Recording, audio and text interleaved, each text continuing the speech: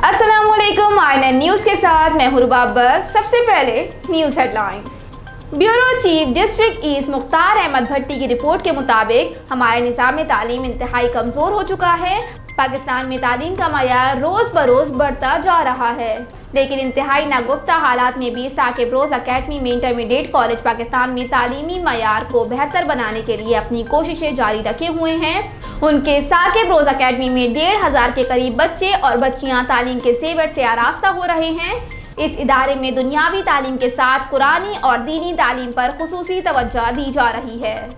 इस साल भी सालाना इम्तिहान में बेहतरीन कारकर्दगी दिखाने वाले तलबा और तालिबात की हौसला अफजाई के लिए फ़न फेस्टिवल और इनामात की तकसीम के हवाले से खुसूसी प्रोग्राम तश्कील दिया गया। अल्हम्दुलिल्लाह इस साल हमारे इदारे से 130 तलबात हाफिज़ कुरान की तकमील की है। इन ख्यालात का इजहार बरोज़ जुम्मे के रोज़ एंड intermediate college administrator Mohammad Rafiq और मैनेजिंग डायरेक्टर राव अनवर ने स्कूल की सालाना तकरीब, इनामात और फिल्म फेस्टिवल की तकरीब से खिताब करते हुए किया।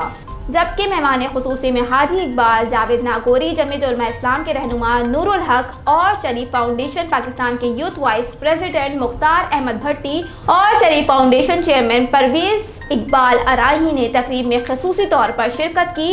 तकरीब से खिताब करते हुए हाजी इकबाल ने कहा कि 2 साल कोरोना वबा ने तालीम के साथ आंख मचोली का खेल खेला।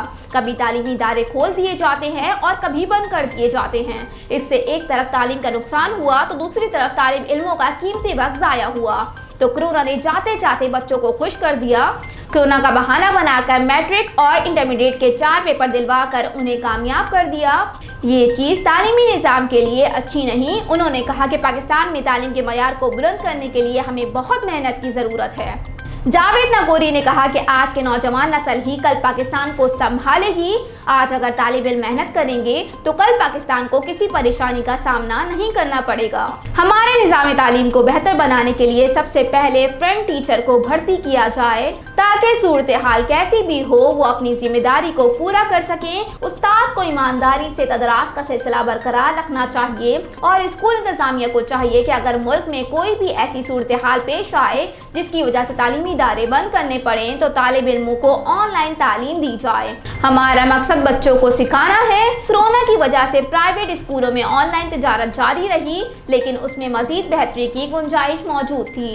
फाउंडेशन पाकिस्तान के senior youth vice president Mukhtar Ahmad Bhatti ने अपने खिताब में कहा कि हमारे निज़ाम तालीम उस वक्त तक कामयाब नहीं हो सकता जब तक हर शख्स अपनी जिम्मेदारी को फर्ज समझकर ईमानदारी से अदा नहीं करेगा।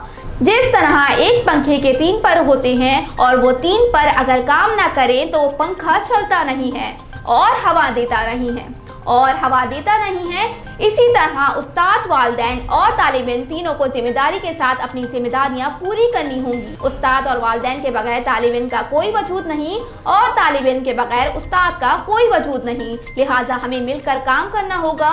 हमें मयारी तालीम हासिल करनी चाहिए और अपने मुल्क का नाम पूरी दुनिया में रोशन करना है। तकरीब के आखिर में सालाना इम्तिहान में कामयाब तालिब इल्मों को इनामात और एजाज़ात से नवाजा गया, जबकि हाफिज़ कुरान मुकम्मल करने वाले तालिब इल्मों में कुरान पाक के तोहफ़े तकसीम किए गए। सोल्जर बाजार गार्डन ईस्ट वेस्ट से मोहल्लिका इलाकों में 18 घंटे से बिजली गायब। कि इलेक्ट्रिक बिजली की बहाली में मुकम्मल नाकाम, अमले की आवाम को झूठी तसल्लियां। बिजली न होने से कारोबारी सरगर्मी बुरी तरह मुतासिर, बच्चे, बूढ़े और बीमार सख्त परेशान हैं। बिजली न होने के सबब पानी की किल्लत, मोटरें न चलाई जा सकी। कि इलेक्ट्रिक को खवातीन कोसने और बद्दुआएं देने पर मजबूर। हेडलाइंस आपने मुलाहिजा की। न्यूज़ स्टूडियो में फिलहाल इतना ही। मजीद खबरों और अपडेट्स के लिए देखते रहिए आईएनएन न्यूज़। हमारे साथ रहिएगा।